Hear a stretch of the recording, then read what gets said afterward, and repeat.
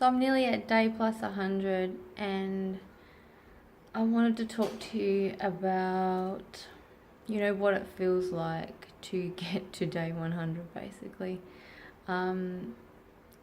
During the whole process, it can be very external, as in, it's all about your physicality and how fit you can get, and well, for me personally, anyway, coming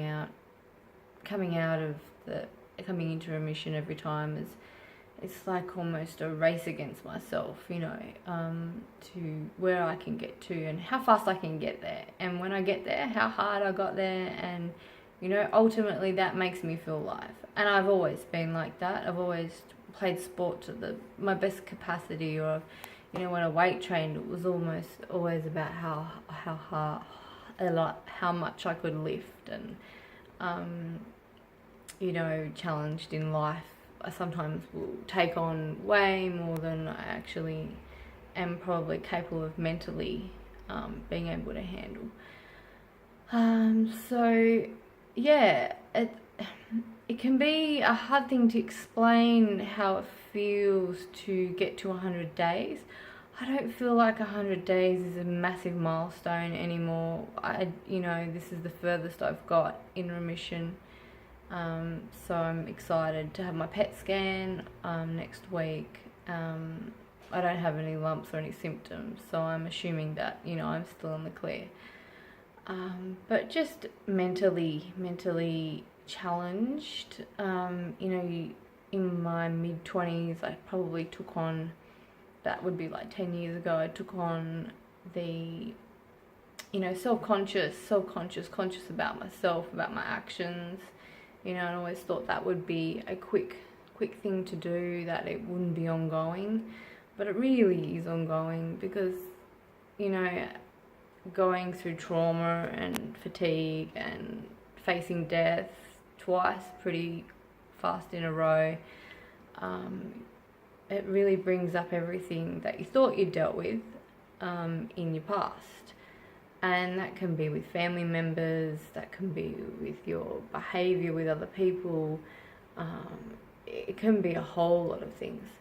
And one thing I have found is that I really have more now started to listen to myself and my inner self.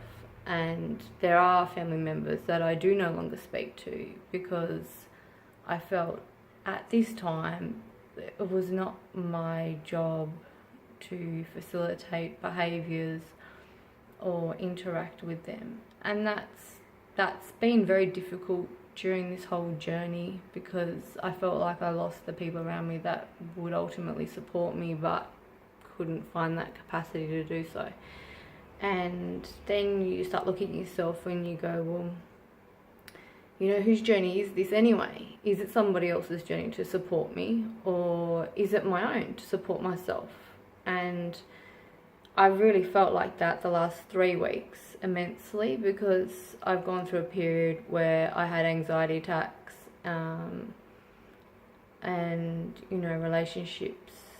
immediate relationships with my husband, my children, has been difficult. And I don't know if it's because it's because of myself. It's because of the way I was looking at the world and the way I was putting myself forth and my expectations on people.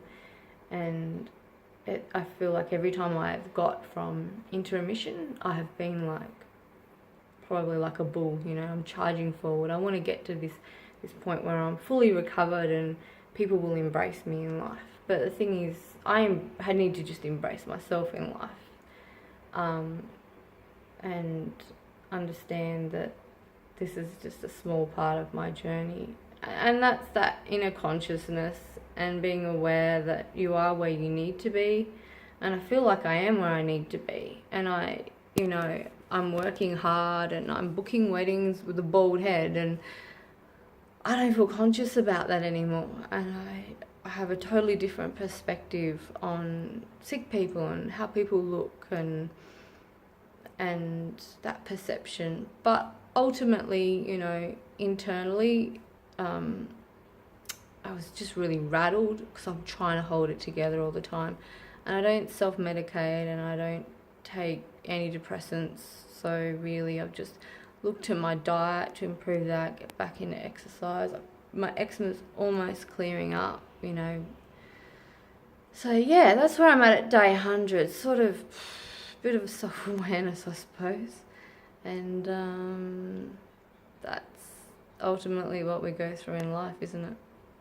Finding out who we are. Thanks.